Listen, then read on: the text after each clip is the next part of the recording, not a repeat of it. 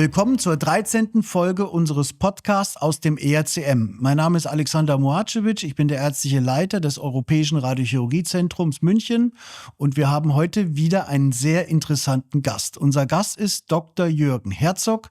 Er ist Chefarzt der Neurologie sowie ärztlicher Direktor des Neurologischen Krankenhauses in Schwabing, der Schön-Gruppe, und wir werden über das Thema Demenz sprechen. Demenz ist natürlich ein Thema, was etwas angstbehaftet ist, aber es gibt hier eindeutige neueste Erkenntnisse, die einem doch sehr viel Hoffnung machen. Das Interessante an der heutigen Folge ist, dass wir wirklich aus dem letzten Jahr neue wissenschaftliche Daten zeigen werden.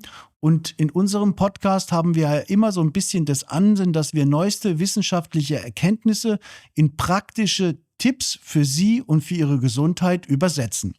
Viel Spaß bei dieser Folge. Jürgen, wir haben eine immer längere Lebenserwartung in der westlichen Welt. Ich habe mal recherchiert. Das bedeutet, dass wir voraussichtlich 2050 150 Millionen Demenzkranke haben werden. Also ein enormes Problem für die gesundheitliche Versorgung weltweit.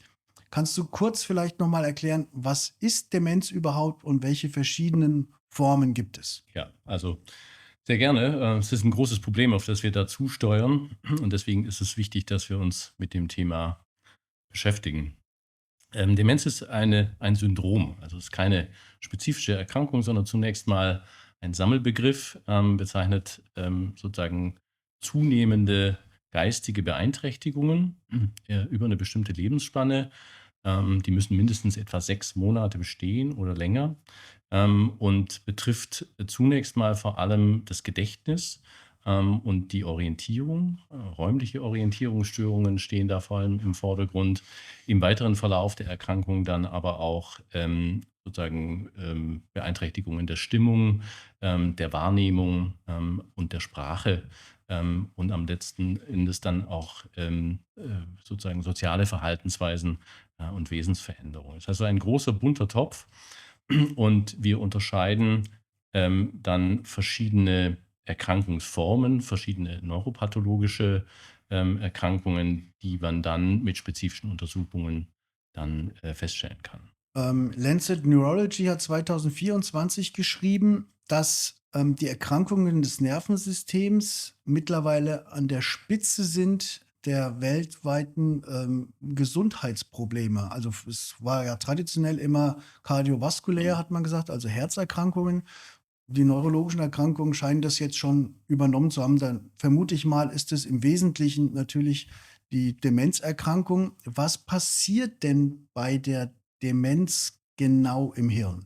Das ist jetzt tatsächlich abhängig ein bisschen davon, um welche Demenzerkrankung es sich handelt. Aber wenn man so den kleinsten gemeinsamen Nenner sucht, der zum Beispiel eine Alzheimer-Demenz mit einer Parkinson-Demenz verbindet, dann geht es darum, dass sich bestimmte Eiweißstoffe im Gehirn ablagern, die zum Teil, größtenteils eigentlich natürlicherweise zum Stoffwechsel des Gehirns gehören, die aber unter bestimmten Umständen dann durch bestimmte Trigger, durch Mechanismen, die wir im Detail noch gar nicht verstanden haben, verklumpen und dann von dem Zellstoffwechsel nicht mehr entsorgt werden können und dann die Nervenzellen, die Neurone in ihrer Funktion beeinträchtigen. Und das führt dann zu einer schleichenden Verschlechterung der Nervenfunktion und dann am Ende aber auch tatsächlich zu einem irreversiblen Absterben der Zellen.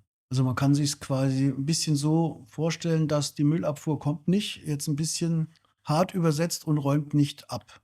Also normale Produkte, Ja. die aber nicht weiter verarbeitet, verstoffwechselt oder was auch immer werden. Richtig, ja. Ich glaube, das ist ganz gut, dass man sich das so räumlich oder bildlich eher vorstellt, was da eigentlich im Hirn so genau passiert. Mhm. Das Risiko, dass das so kommt, steigt ja mit dem Lebensalter. Ab wann muss man denn mit den ersten Symptomen rechnen oder ab wann wird denn eine Demenz typischerweise überhaupt diagnostiziert? Auch das hängt ein bisschen von der zugrunde liegenden Erkrankung ab, aber das Demenzrisiko steigt zum ersten Mal markant etwa ab dem 55. Lebensjahr, muss man sagen. Und dann findet so etwa eine Verdopplung des Demenzrisikos für alle weitere 10 Lebensjahre statt. Ähm, Am häufigsten diagnostiziert werden sie eigentlich dann erst in den höheren Lebensaltern, muss man Also sagen. eigentlich Also oft zu sprich spät. oft zu spät. Das hat aber auch ein bisschen was damit zu tun, dass wir natürlich ganz unterschiedliche Verläufe sehen. Das heißt also, dass Betroffene eine ganze Zeit lang in der Lage sind, durchaus Demenzsymptome zu kompensieren, sodass die eben gar nicht zum Ausdruck kommen. Es gibt ja die Möglichkeit, ich bin mir nicht sicher, wie das in Deutschland ist, aber es gibt ja genetische Tests mittlerweile. Es gibt ja dieses ApoE4-Gen, Mhm, wie ich gelesen habe. Und wenn man das sozusagen von beiden Seiten, also von Mama und Papa bekommt, also doppelt, mhm. dann habe ich ein bis zu 12-fach erhöhtes Risiko für eine Demenzerkrankung, Für eine Alzheimer-Demenz, eine richtig, ja. Mhm. Alzheimer-Demenz. Ist das denn was, was man nicht ein bisschen routinemäßiger machen sollte? Warum spielt das eigentlich bei uns, in der Medizin noch kaum eine Rolle? Wie gesagt, in den USA, wird das teilweise wohl routinemäßig gemacht. Da gibt's sogar Homesets, die man bestellen kann, habe ich gelesen, Das um ist sich selber sozusagen dafür zu testen. Das ist richtig. Ja, also ich denke, Amerikaner gehen mit diesem Erkenntnisdrang generell ein bisschen anders um als wir Europäer oder speziell als wir Deutschen. Wir neigen da vielleicht ein bisschen eher zu einem Verdrängen als einem Offenlegen. Das ist vielleicht ein bisschen kulturell bedingt. Aber man muss, glaube ich, schon ähm, etwas vorsichtig sein und diesen Diagnostikprozess, gerade wenn es um solche genetischen Faktoren geht, ärztlich begleiten, sinnvoll begleiten, nämlich das ApoE oder Apolipoprotein E.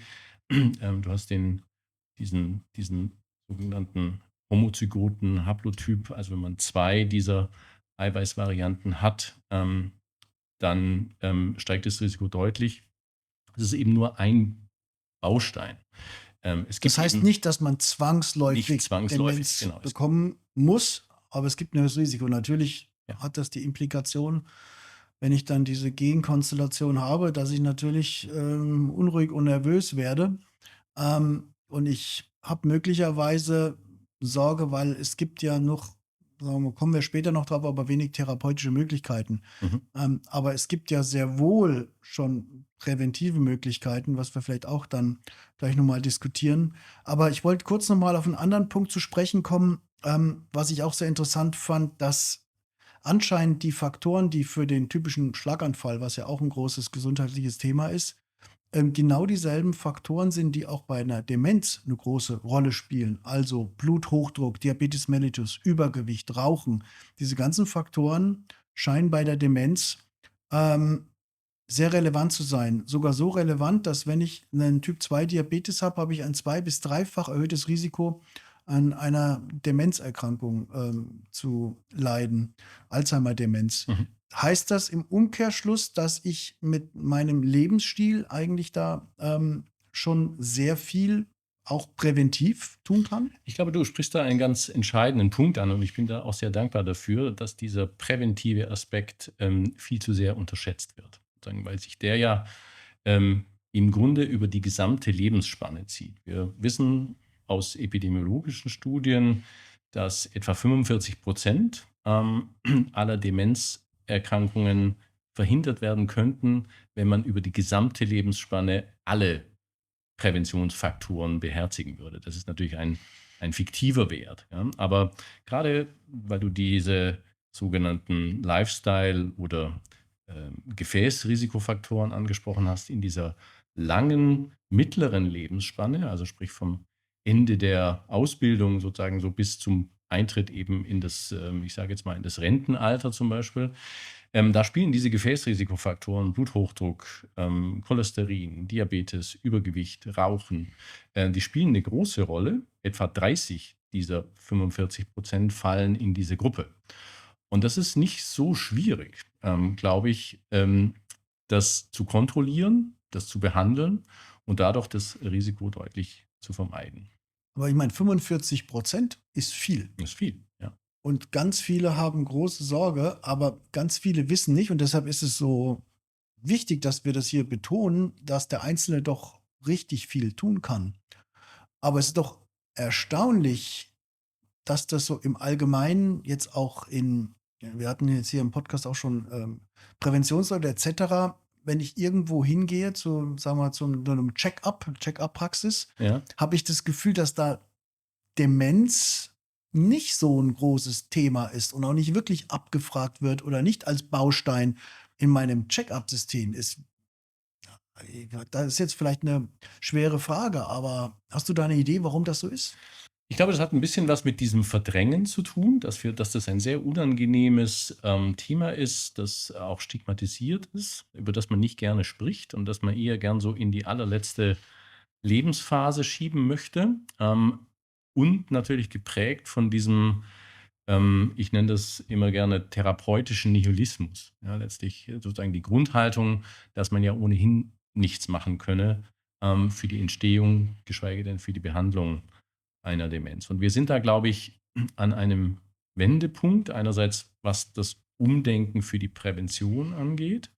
Und dann sprechen wir, denke ich, sicher noch drüber, letztlich auch, was die konkrete therapeutische Behandlung, die Beeinflussung des Krankheitsverlaufs angeht. Was sind denn so allgemein Warnsignale? Wann sollte ich denn nervös werden? Sicherlich nicht, wenn ich jetzt mal den Autoschlüssel verlegt habe. Das kann ja mal passieren, aber für die Zuhörer oder Zuschauer gibt es ganz klare Warnsignale, wo du als Fachneurologe sagst, Moment mal, das ist ein bisschen too much. Jetzt solltet ihr Ja. hellhörig werden. Ja. Also diese Gedächtnisstörungen, das ist tatsächlich völlig richtig, dass wir natürlich im Verlauf eines Lebens und im Verlauf sozusagen eines Jahres Schwankungen haben, je nachdem, was uns gerade beschäftigt, ob wir psychisch belastet sind, ob wir depressiv verstimmt sind. Das kann ganz starke Auswirkungen auf unsere geistige Leistungsfähigkeit haben. Aber ich glaube, aufmerksam sollte man werden, wenn das über längere Phasen, also sprich über Monate, sich wiederholt, dass man einfache, wichtige Dinge des Alltags vergisst. Gell? Wir sprechen nicht so sehr vom mal den Autoschlüssel verlegen, sondern wir sprechen von Arztterminen beispielsweise, von Geschäftsterminen, von Geburtstagen von liebgewonnenen Personen, von Familienangehörigen. Das sind sicher Warnzeichen. Und was man auch nicht unterschätzen darf, ist diese Orientierungsstörungen, wenn eben auffällt, dass man sich beispielsweise in fremden Umgebungen plötzlich unwohl und nicht mehr sicher fühlt oder große Schwierigkeiten hat, sozusagen eine Straße zu finden oder wieder zurück in seine Wohnung zu kommen. Das sind schon deutliche Warnzeichen.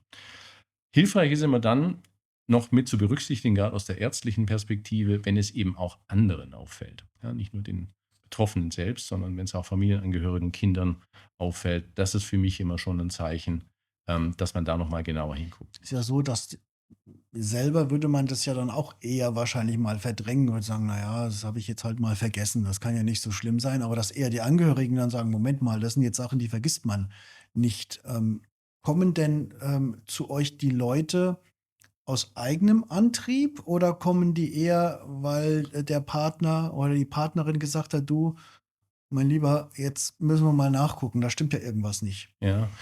Da findet, glaube ich, gerade so ein gewisser Paradigmenwechsel statt. Ich würde sagen, in den vergangenen 15 Jahren waren das überwiegend die Angehörigen, die sich Sorgen gemacht haben und dann die Betroffenen eher so ein bisschen sanft drängen mussten, da ärztlich mal nachgucken zu lassen. Jetzt mit dem Konzept und dem zunehmend mehr öffentlich werden dieser milden kognitiven Beeinträchtigung, also einer vermuteten Vorstufe beispielsweise der Alzheimer-Erkrankung, merke ich schon eine verstärkte Wachsamkeit auch von Personen selbst, die dann aus eigenem Antrieb oder aus eigener Sorge zu so einem Art Check-up dann in die Gedächtnissprechstunde kommen. Und an wen sollten die Betroffenen sich denn in erster Linie wenden? Ich bekomme die Frage auch häufig gestellt, also fast täglich. Die Leute wissen gar nicht genau, zu welchem Arzt sie gehen sollen. Ja, das ist eine schwierige Frage. Ich meine, wir sind natürlich alle geprimed, und das ist, glaube ich, auch gut so, zunächst mal uns mit einem medizinischen Problem an den Hausarzt zu wenden, die Hausärztin zu wenden. Ähm, Da ist allerdings natürlich sehr häufig, diese Haltung eben vorhanden, dass es sich dabei um normales Altern handelt, oder eben dieser therapeutische Nihilismus, wenn schon ein sozusagen etwas härterer Demenzverdacht besteht, dass man das gar nicht weiter verfolgen müsse, weil man ja ohnehin nichts machen kann. Insofern, ich glaube sozusagen, ich würde zunächst mal empfehlen, sich an den Hausarzt zu wenden und dann meine weitere Reaktion davon abhängig machen, wie ernst er dieses Thema nimmt. Wenn er sich darum kümmert, wenn er zum Beispiel zumindest mal so einen orientierenden neuropsychologischen Screening-Test macht, die es ja gibt, die auch nicht lange dauern, dann glaube ich, ist man da erstmal in guten Händen. Wenn man so den Eindruck hat, dass er das Problem bagatellisiert oder nicht wahrhaben will, dann wäre es sinnvoll, einen Facharzt für Neurologie oder Psychiatrie idealerweise in so einer spezialisierten Gedächtnissprechstunde aufzusuchen. Ähm, Der Alois Alzheimer war ja, glaube ich, auch Psychiater, oder? Mhm. Übrigens war der Oberarzt in München, ne? In der In der Innenstadt. Nussbaumstraße. Insofern ist es ja Ja. ganz interessant hier. Also es ist ja also nicht nur ein Problem, wie die Patienten selber damit umgehen, sondern es ist auch ein Problem, wie mit ihnen umgegangen wird. Und ich glaube, je weiter fortgeschritten, die Demenzerkrankung ist, desto schwieriger ist auch der Umgang, weil der Erkrankte will es ja oft nicht wahrhaben und es gibt ja da auch solche Schwankungen, ne? Es gibt ja Tage, da geht es mir mal wieder besser und dann sage ich: „Was wollt ihr eigentlich alle? Ich bin doch fit", ne? Und dann Mhm. suche ich mir natürlich einen guten Tag aus, wo ich dann vielleicht bereit bin, Mhm. zum Arzt zu gehen. Der Arzt sagt: „Ja, was wollen Sie denn? Geht doch ganz normal." Dann wenn man dann als Angehöriger da mitkommt, dann wird man ja vielleicht sogar eher verdächtig, ne? Mhm. Will der vielleicht seinem Vater oder seiner Mutter was Schlechtes? Also, ich will nur sagen, das sind ja unheimlich komplexe Zusammenhänge auf verschiedenen Ebenen. Also, ich finde das in diesem Bereich enorm schwer, das Handling quasi auf beiden Seiten. Absolut, das ist auch ein dynamischer Prozess, das über die gesamte Erkrankungsdauer, das verändert sich, ja. In der frühen Phase einer solchen Erkrankung, da dominieren im Umgang und in der Interaktion mit den Betroffenen für Partner und Kinder und Freunde eher Probleme, die ganz rational sind, gell? Du hast es gerade angesprochen, das nicht wahrhaben wollen, die Verzweiflung vielleicht, die Wut, die Enttäuschung, mit denen man umgehen muss und wo es ganz stark eben auf Empathiefähigkeit ankommt. Und in den weiteren, späteren, fortgeschrittenen Phasen, sozusagen, da verlieren die Betroffenen ja sozusagen die Erkenntnis, dass sie krank sind, ja, letztlich. Aber die haben dann bedingt durch die neuropathologischen Veränderungen im Gehirn, die haben dann eine völlig andere Wahrnehmung ihrer Umwelt, eine völlig andere Wahrnehmung der Welt, muss man sagen. Die sprechen anders, die erleben Situationen anders. Für Sehen die die auch wird anders aus? we Kann man es gibt ja, ne, so 'n Gesichtsleser, ja, Face Reader hatten wir auch hier schon im ja. Podcast. Kann man da gegebenenfalls also, kann der Experte gewisse Dinge am Gesicht ablesen? Ich finde ja, man muss vorsichtig sein. Das sollte nicht ausschlaggebend für die Diagnose sein. Aber was in den Gesichtern dieser Menschen auffällt, neben einer gewissen Ausdruckslosigkeit, ist vor allem eine Ratlosigkeit. Die schauen in die Welt und man hat den Eindruck, für die ist das eine einzige offene Frage. Die verstehen Dinge nicht, die sind ängstlich, ja, sozusagen zurückhaltend, in sich gekehrt, vermeiden häufig auch den Blickkontakt, sind so für sich ein Sind das bisschen. schon Muster, wo du sagst: „Das Ja, fällt mir immer wieder auf." ja, War das ja würde ich sagen. interessant.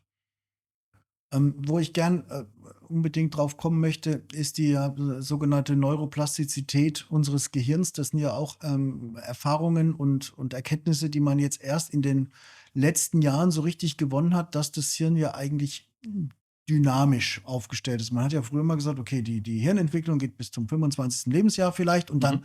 ist das so. Ne? Und dann Mhm. damit muss man dann den Rest seines Lebens quasi klarkommen. Aber das ist ja mitnichten so. Wir wissen ja mittlerweile, dass das Hirn im Prinzip während des gesamten Lebens sich verändern kann, auch je nachdem, wie es trainiert wird, wie es stimuliert wird, und zwar strukturell und funktionell. Also wir wissen ja mittlerweile, dass wenn man auf gewisse Sachen vielleicht besonders Wert legt, dann ändern sich die Zahl der Neurone. Mhm. Und die können mehr werden, aber die können auch wieder weniger werden, je nach Stimulus. Mhm. Also hilft in dem Zusammenhang mit der Demenz denn so ein permanentes Fordern des Gehirns, also permanentes Lernen, permanente Auseinandersetzung mit vielleicht komplexeren Gedankengängen, perspektivisch, dass sich das Risiko von der Demenz senke? Das hilft in jedem Fall. Das ist, was du beschreibst, ist genau dieses Prinzip der sogenannten kognitiven Reserve. Ja, letztlich, dass wir Menschen durch diese neuroplastischen Prozesse in der Lage sind, ähm, krankhafte Veränderungen im Gehirn, die dann tatsächlich schon ablaufen, durch eine bessere Leistungsfähigkeit des Gehirns so weit hinauszuzögern, dass die Symptome eben nicht zum Tragen kommen. Ja? Das heißt, die Veränderungen finden im Gehirn statt, die zum Beispiel Alzheimer typisch sind, aber die Symptome sind eben nur schwach oder gar nicht ausgeprägt. Ja? Und was da passiert, hängt wahrscheinlich weniger mit der absoluten Zahl der Neurone zusammen, die mehr oder weniger werden, sondern eben die sogenannte Konnektivität, also die Zahl der Verbindungen zwischen den verschiedenen Hirnarealen und deren Aktivierbarkeit. Ja, wir wissen, dass dann sehr wahrscheinlich auch die Verbindungen zwischen den Nervenzellen, die Synapsen, effizienter arbeiten, dass die aktiver sind. Und wir haben auch schon relativ gut verstanden, welche Faktoren dazu beitragen, diese kognitive Reserve zu fördern. Du hast es sehr gut beschrieben, sozusagen so eine Art kognitive Challenge über das gesamte Leben, dem Gehirn oder das Gehirn diesem auszusetzen. Das beginnt in der Ausbildungszeit. Ja, wir wissen, dass jedes Jahr längerer Schul- oder Ausbildung sozusagen ein Zugewinn an kognitiver Reserve ist. Das setzt sich dann im weiteren Verlauf über die berufliche Tätigkeit fort. Je komplexer die berufliche Tätigkeit ist, und das ist nun mal das, womit wir uns den größten Teil unseres Tages ja beschäftigen, umso hilfreicher. Und auch selbst dann in späteren Stadien, also wenn wir schon die berufliche Tätigkeit beendet haben, dann spielen Dinge wie die Bereitschaft, sich neuen Inhalten zu öffnen, zu lernen, soziale Interaktion, also das Eingebundensein beispielsweise in ehrenamtliche Tätigkeiten. Das sind Faktoren, die das Gehirn enorm stimulieren. Und eben nicht, was viele Menschen denken, dann, wenn man mit Anfang 70 anfängt, das Kreuzworträtseln zu lösen. Das ist nicht mit diesem Stimulus gemeint. Dann bin ich der beste Kreuzworträtsellöser, aber nicht unbedingt der beste Hirnstimulator. Wir wollen ja auch mal so ein bisschen praktische Tipps geben hier bei uns im ERCM-Podcast nochmal für den Zuschauer zu Hause. Was würdest du sagen, was für Gedächtnistrainingsübungen kann ich denn als Betroffener zu Hause machen, ohne dass ich immer gleich zum Arzt muss oder in die Klinik muss, wenn ich mit der Situation konfrontiert bin, vielleicht auch jetzt für die Angehörigen. Gibt es da so einfache Dinge, die du dann empfiehlst? Also ich glaube, natürlich ist das mit Arbeit und mit Aufwand verbunden. Ne? Das ist, glaube ich, nicht getan damit, dass man sich ähnlich einem Stretching-Programm täglich irgendwie zweimal 10 Minuten einer geistig anspruchsvollen Tätigkeit aussetzt, sondern Es kommt ein bisschen auf die Regelmäßigkeit an und dann schon auch auf die Intensität. Und was aus meiner Sicht sicherlich enorm hilfreich ist, ist Lesen, oder eben, sozusagen die Auseinandersetzung mit geistig anspruchsvollen Inhalten. Da gibt es ja heutzutage auch sehr viel mehr Möglichkeiten, indem man zum Beispiel Podcasts sich anschaut oder hört, indem man sozusagen interessante Themen sich öffnet. Mhm. Das Entscheidende ist ist so ein bisschen die Vielfalt, die Breite, dass man sich eben aus seiner Komfortzone ein bisschen herausbewegt, nicht nur die Fußball-Bundesliga-Ergebnisse studiert, sondern eben auch mal bewusst sich in ein anderes Segment bewegt. Ähm, und je breiter das ist, je vielfältiger, je häufiger das abwechselt, umso besser ist es. Also desto mehr Stimuli hat man sozusagen für Ja. seine Hirnstruktur. Und das macht natürlich Sinn. Ich meine, ich mag den Vergleich eigentlich nicht unbedingt. Letztlich ist es aber trotzdem ein bisschen wie beim Muskeltraining. Ja, das Hirn ist natürlich kein Muskel, aber auch da ist es ja so, ne, die Kontinuität macht's aus und die Intensität. Also mal ein bisschen 20 Minuten auf dem Stepper ist schon ganz gut, aber reicht nicht wirklich, wenn ich besser werden möchte. Ja. Und so ist es dann anscheinend bei den kognitiven Dingen auch. Ja. Jetzt sind ja viele Leute im Social-Media-Bereich heutzutage unterwegs. Es gibt Untersuchungen, dass in Deutschland so die tägliche durchschnittliche Social-Media-Zeit bei 3 Stunden liegt. Das ist schon ziemlich viel, würde ich sagen. Mhm. Ist das dann in dem Zusammenhang eher gut oder schlecht? Da Ich, habe ich ja viele verschiedene Stimuli. ja, Vielleicht jetzt nicht von allzu großer Tiefe, aber vielleicht setze ich mich ja doch irgendwo mit den Dingen dann auseinander. das kommt natürlich ein bisschen darauf an, sozusagen mit welchen Inhalten man das füttert. Ja, ich würde jetzt mal vorsichtig sagen, dass die Mehrzahl der Social-Media-Aktivitäten eher unterhaltenden oder Werbungscharakter haben und weniger diese kognitive Challenge darstellen. Und was man ja auch nicht vergessen sollte, ist, dass natürlich die große Mehrzahl unserer Social Media mit Algorithmen arbeiten, die dann am Ende dann doch das auszuwählende Spektrum relativ schnell wieder beschneiden und man dann relativ oder zweigleisig fährt und dann doch wieder in seinen Spezialinteressen ist. Also das halte ich das kann man mal machen. Das ist sicherlich für viele auch lebenswichtig. Ich will das überhaupt nicht verdammen, aber das ist nicht das, was man unter Fördert nicht einer fördert nicht kognitiven ausreichend. Reserveförderung versteht. Also mich würde jetzt mal interessieren, jetzt kommt ein Betroffener zu dir in die Sprechstunde, in eure neurologische Klinik in Schwabing. Was macht ihr dann diagnostisch genau? Ich frage deshalb auch, weil ich bekomme quasi hier bei uns, wir haben ja viele Hirnbehandlungen, die wir hier im ERCM behandeln und haben ja immer MRTs. Mhm. Und ich würde sagen, fast jeder Zweite fragt heutzutage, habe ich Alzheimer? Mhm. Hm. Weil die Leute glauben nicht, das kann man ja vielleicht vom MRT erkennen. Ja. Es ist klar, es gibt dann irgendwann Hinweise, aber die Diagnostik ist ja nicht eine bildgebende, zumindest nicht primär. Richtig. Was macht ihr an Testungen bei euch in der Klinik, um sozusagen die Diagnose zu erhärten? Ja. Das ist ein relativ standardisierter Untersuchungsgang, muss man sagen. Also am Anfang steht, wie in allen Bereichen der Medizin, die genaue Anamneseerhebung und die fachärztliche neurologische Untersuchung.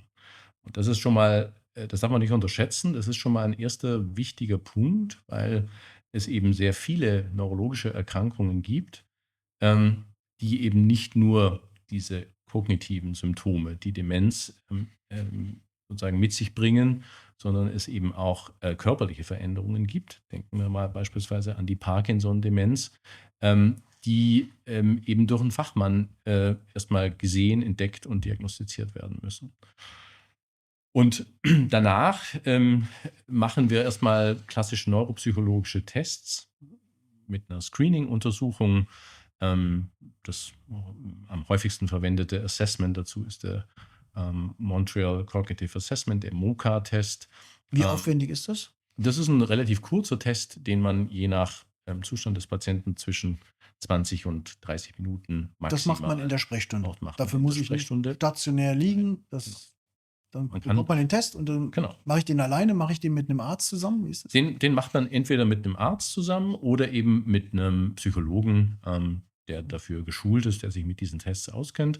In Einzelfällen, wenn das Bild so ein bisschen unklar ist, dann gibt es natürlich auch umfangreichere Testbatterien. Gerade bei der Alzheimer-Erkrankung ist dann die CERAD-Testbatterie eigentlich so der Goldstandard. Da ist man dann schon mal etwa 1 bis 1,5 Stunden damit beschäftigt. Das ist aber für die Mehrzahl der Patienten gar nicht mal unbedingt notwendig. Und wie aussagekräftig ist das dann? Die sind hoch sensitiv, Kannst du muss dann man sagen, nach 20 Minuten Test, Diagnose ist erhärtet oder Zumindest muss ich das dann nochmal machen? Oder? wenn der Test auffällig ist, wenn der Punktewert in so einem Test dann einen bestimmten Schwellenwert unterschreitet, dann ist der Verdacht zumindest mal relativ stark erhärtet. Ja, sozusagen. Es ist natürlich noch nicht die entsprechende Diagnose und schon gar nicht die zugrunde liegende Neuropathologie, also was da im Gehirn wirklich konkret passiert. Aber dass sehr wahrscheinlich ein Demenzsyndrom vorliegt, das kann man dann zu diesem Zeitpunkt zumindest schon mal in den Raum stellen. Und dann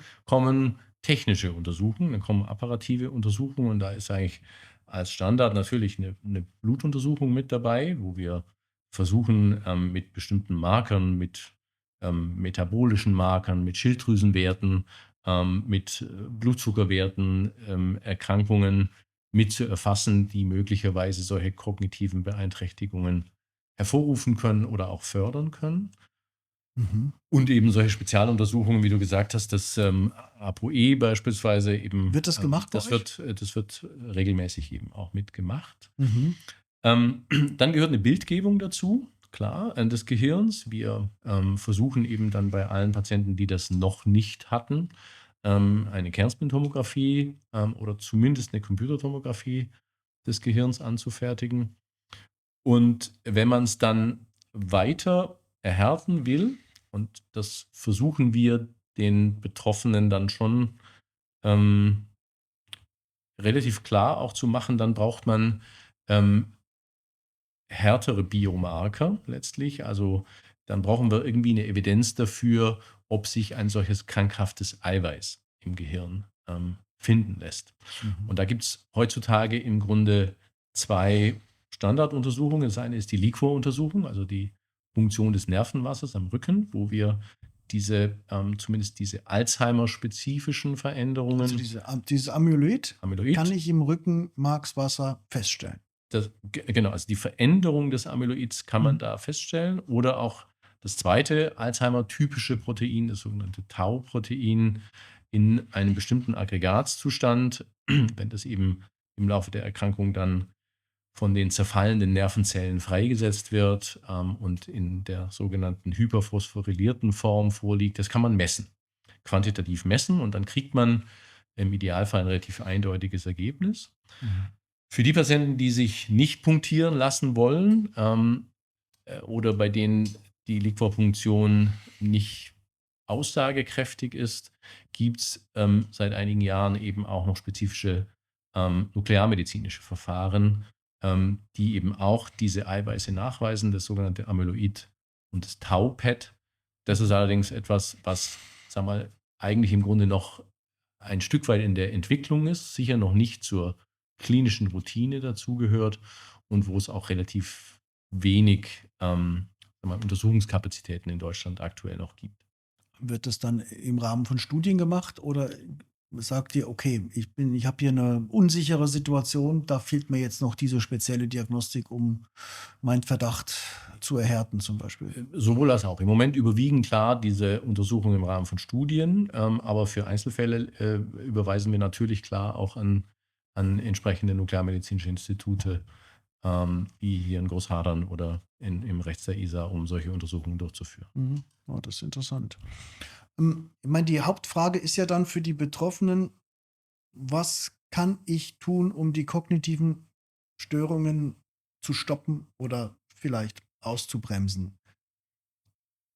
Wenn ich jetzt, das hängt natürlich, denke ich mal, ein bisschen vom Stadium ab, aber was kann man den Leuten denn da mitgeben und sagen? Muss man sagen, sorry, du kannst da gar nichts machen, wenn es schon mal diagnostiziert ist? Oder habt ihr dann irgendwo ein Angebot, wo ihr sagt, da gibt es schon A, B, C, was jetzt als nächster Schritt getan werden kann oder vielleicht auch muss. Ja, das gibt's und das sollte man grundsätzlich, wenn es jetzt keine anderweitigen Kontraindikationen, also Beweggründe gegen so eine Behandlung, sprechen, wenn es die nicht gibt, dann sollte man den Patienten eine solche Therapie anbieten. Wir haben seit mehr als 20 Jahren 4 Präparate, die für die Behandlung auch zugelassen sind.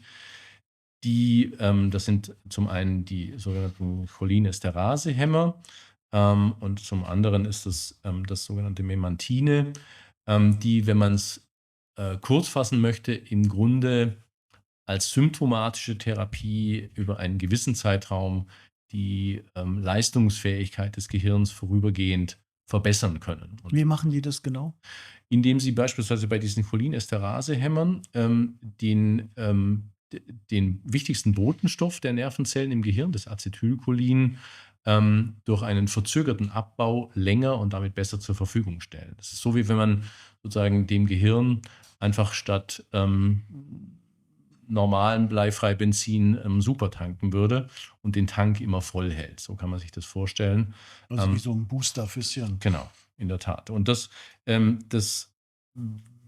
bewirkt sicher jetzt, und das ist wichtig, dass man mit den Betroffenen darüber spricht, das bewirkt keine entscheidende Veränderung des Krankheitsverlaufs. Das heißt, die Erkrankung wird dadurch nicht gebremst, das Fortschreiten wird nicht gebremst oder dass gar eine Heilung erwartbar ist. Aber die Betroffenen sind dann häufig im Alltag über relevante Zeiträume, über Monate oder länger, doch noch funktionell selbstständig und nicht so sehr auf fremde Hilfe angewiesen. Also insofern ist das ein therapeutisches Angebot in Medikamentenform, was man in jedem Fall auch anbieten sollte. Und das hat wahrscheinlich im Einzelfall sehr unterschiedliche Effekte, nehme ich an. Oder kann man sagen, naja, wenn man das nimmt, da geht es einem erstmal immer die nächsten 2 Jahre oder so besser. Das kann man nicht generell sagen. Das hängt eben sehr davon ab, A, in welchem Alter sich der Betroffene befindet. Ja, wenn jemand eben erst mit 85 beispielsweise mit schon etwas fortgeschritteneren Defiziten sich da vorstellt und die Diagnose gestellt wird, dann ist von solchen Medikamenten kein allzu großer Effekt mehr erwartbar. Aber eben in jüngeren Jahren mit noch milden Defiziten, dann darf man da sehr wohl natürlich einen gewissen Effekt erwarten. Mhm. Und jetzt wurde ganz aktuell, es gibt ja das Spannende an dem Thema heute, ja in 2024 einige bahnbrechende neue Publikationen zu dem Thema. Da wurde im Oktober 2024 publiziert, dass möglicherweise der Lebendimpfstoff gegen Herpes Zoster einen deutlichen positiven Effekt haben kann.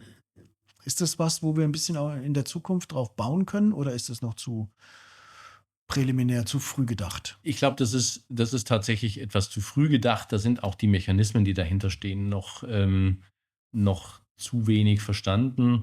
Ähm, Das wäre jetzt eine Schiene, die ich, glaube ich, im Moment zur Kenntnis nehmen würde, die aber, glaube ich, bis sie klinische Relevanz haben, da geht noch einiges an Zeit eben sozusagen ins Land. Ich glaube aber, dass wir speziell in den letzten 2 Jahren einige ganz neue und vielversprechende Medikamente auf dem Markt haben. Jetzt mit Zulassung noch nicht in Deutschland und Europa, aber eben ganz aktuell jetzt seit gestern auch mit einer erwarteten Zulassung für Anfang 2025, die sehr viel mehr Hoffnung machen. Und ich glaube, die werden uns sicherlich neue Erkenntnisse bringen und auch das therapeutische Spektrum ganz wesentlich bereichern. Also, du sprichst diese Antikörpertherapie an. Mhm. Kannst du noch ein bisschen mehr seit gestern ist es zugelassen? Seit gestern gibt es die Empfehlung der Arzneimittelkommission der Europäischen Medizinagentur, der EMA. Das Medikament heißt Lecanemab oder der Wirkstoff heißt Lecanemab. Der ist seit 2023 in den USA eben schon zugelassen, nachdem es 2 Zulassungsstudien, Phase-3-Studien gab, die an etwa 1800 Patienten über 18 Monate einen klinischen Effekt gezeigt haben, in dem nämlich das Fortschreiten der Erkrankung im Vergleich zu einem Scheinwirkstoff, zu Placebo, eben um etwa 30% verzögert wurde. Ja, das ist jetzt nicht weltbewegend, aber das ist der erste wirklich auch evidenzbasierte Nachweis einer Beeinflussung des Krankheitsverlaufs. Ja, und es gab ähm, im Sommer diesen Jahres ein erstes Urteil der Europäischen Zulassungsagentur, die dieses Medikament zur Zulassung in Europa erstmal abgelehnt hat, aufgrund von Sicherheitsbedenken. Da gibt es nämlich ein spezifisches Nebenwirkungsprofil. Und jetzt ist die Herstellerfirma nochmal in Revision gegangen. Letztlich hat erweiterte Daten dieser Behörde nochmal vorgelegt.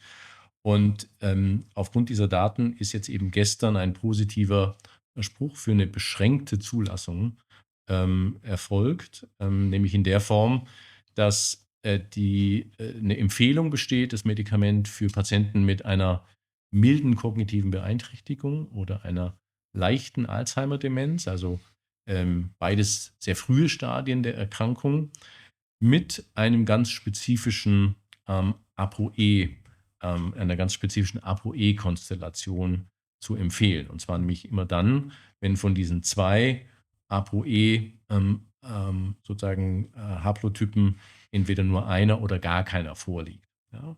Das schränkt jetzt die Population, die Anwender natürlich schon nochmal deutlich ein, ist aber, glaube ich, aus meiner Sicht eine vernünftige Entscheidung, um mit einem vertretbaren Sicherheitsprofil jetzt erste praktische Erfahrungen mit der Substanz zu Und gewinnen. was machen die Substanzen genau? Blockieren die das Amyloid oder was machen die? Genau, das Amyloid ist ja, wie gesagt, eines der krankhaft veränderten Eiweiße, in dem das im Gehirn verklumpt, und was diese Substanzen können, indem sie an dieses Amyloid in unterschiedlichen Aggregatzuständen binden können, das Immunsystem aktivieren, und das räumt dieses Amyloid ab. Ja, und was diese Zulassungsstudien schon gezeigt haben, und gerade diese PET-Untersuchungen, die ich vorher schon erwähnt habe, die zeigen das sehr eindrucksvoll, dass diese Gehirne, wenn die vor Beginn der Behandlung im Grunde überladen sind mit diesem krankhaft gefalteten Amyloid-Eiweiß, dass die über eine Dauer von 10, 12, 14 Monaten durch einmal monatliche Infusionen tatsächlich leergeräumt werden von diesem Amyloid. Das ist so interessant. Es gibt ja, haben wir besprochen, einiges, was man präventiv tun kann. Was ich auf jeden Fall auch noch erwähnen möchte, ist, dass man natürlich darüber hinaus einfach mit Bewegung und Sport offensichtlich auch sehr viel erreichen kann. Das ist ja mittlerweile auch nachgewiesen. Es gibt ja diese sehr interessante englische Untersuchung an 500.000 Leuten, also gigantische Studie Mhm. bezüglich Kraft, Mhm. also Handkraft. Also je stärker meine Handkraft ist, desto geringer ist mein Demenzrisiko. Ja, Kann man das so platt sagen? Oder wie stehst du dazu? das sind ja zunächst mal bei solchen großen Studien erstmal statistische Assoziationen. Gell? Aus der wissenschaftlichen Sicht muss man sagen, da gibt es dann eben eine Korrelation, die erstmal nur eine rechnerische Korrelation ist. Ich glaube, also wenn man das jetzt auf den Einzelfall umrechnet, dann würde jetzt niemandem empfehlen, sozusagen über lange Zeiträume ausschließlich an seiner Handkraft zu arbeiten, um dann später keine Demenz zu haben. Als Maß für sozusagen den Muskelstatus oder so. Genau, was da dahinter steckt, ist ja sozusagen auch sind ja Sekundäreffekte. Gell? Also jemand, der sich mit seiner körperlichen Fitness beschäftigt, der hat in aller Regel ein etwas anderes Gesundheitsverhalten. Ja, der dürfte vielleicht parallel auch auf seine Ernährung achten, der dürfte parallel auch sein Körpergewicht in einem physiologischen Maß halten.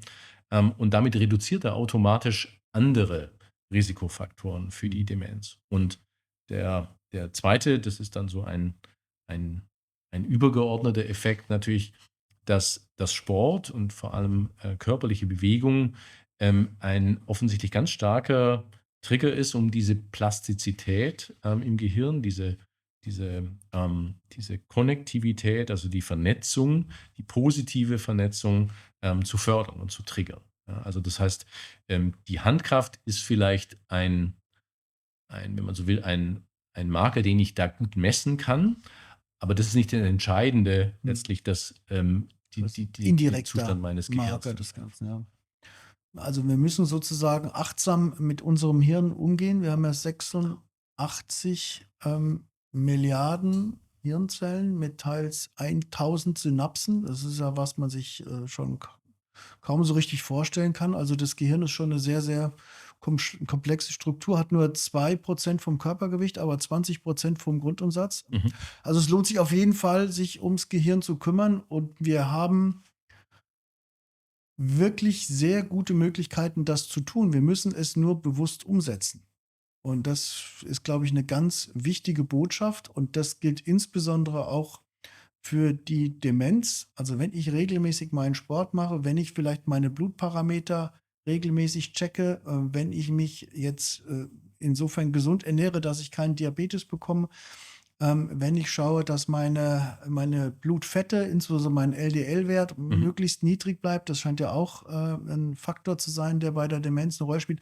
Also ich kann ganz viel tun. Ich brauche vielleicht einen guten Neurologen, Psychiater, der aber auch ein bisschen in die Präventivmedizin guckt. Das ist ja jetzt natürlich ein neuer Trend auch. Und wir haben ja öfter hier schon besprochen, dass wir einfach total umdenken müssen. Der Dr. Peter Attia in seinem Buch, weiß nicht, ob du es kennst, das große Präventionsbuch über Longevity, wo er einfach von der Medizin 3.0 spricht. Also Medizin 2.0 ist, ich habe irgendwo dann eine Erkrankung und gehe dann zum Arzt. Und Medizin 3.0 ist, ich schaue selber, dass ich gar nicht krank werde. Das ist natürlich ein kompletter Switch gedanklich, aber der neue Trend in der Medizin und man kann es gar nicht oft genug betonen, wie wichtig das ist. Und ich finde es unheimlich wichtig, dass man die Leute stimuliert und so ein bisschen auch, wie du vorhin gesagt hast, aus ihrer Komfortzone holt. Man muss schon was für sich und seinen Körper tun. Man nimmt es immer so als selbstverständlich. Ne? Ich habe ja nichts und das geht alles und ich kann alles essen und Bier trinken und tun. Mir wird schon nichts passieren, aber möglicherweise ist es dann irgendwann zu spät. Also es gibt heutzutage sehr gute diagnostische, feine Möglichkeiten, um Sachen zu erkennen, wenn ich das möchte. Und es gibt auch die Möglichkeit von ganz neuen therapeutischen Ansätzen, was es so vor wenigen Jahren noch gar nicht gegeben hat. Das möchte ich so ein bisschen als positiven Ausblick zu diesem schwierigen Thema ganz klar erwähnen. Wir haben immer so einen Abschlusssatz bei uns. Ich habe mir jetzt auch einen ganz schlauen Satz ausgedacht. Wenn du Lust hast, vielleicht den dann kurz zu ergänzen. Jeder Mensch mit und ohne Demenz benötigt täglich kleine Impulse, um seine geistigen Fähigkeiten anzuregen und aufrechtzuerhalten. Das Entscheidende dabei ist, dass man dranbleibt und nicht nachlässt und sich trotz dieser Impulse damit wohlfühlt. das klingt sehr gut. Vielen Dank, Dr. Jürgen Herzog. Danke dir. Vielen Dank für Ihr Interesse an dieser Podcast-Folge. Ich hoffe, Sie konnten wieder einige interessante Aspekte für sich persönlich und vielleicht auch für Ihre Familie mitnehmen. Wir würden uns sehr freuen, wenn Sie uns auf den unterschiedlichen Kanälen wie Apple Podcasts, Spotify oder YouTube abonnieren würden. Wir werden auch sehr gerne jede Frage, die Sie haben, im Speziellen zu diesem Thema persönlich beantworten. Also schreiben Sie uns einfach auf den unterschiedlichen Plattformen und dann können wir weiter in Kontakt bleiben. Bis zur nächsten Folge. Vielen Dank.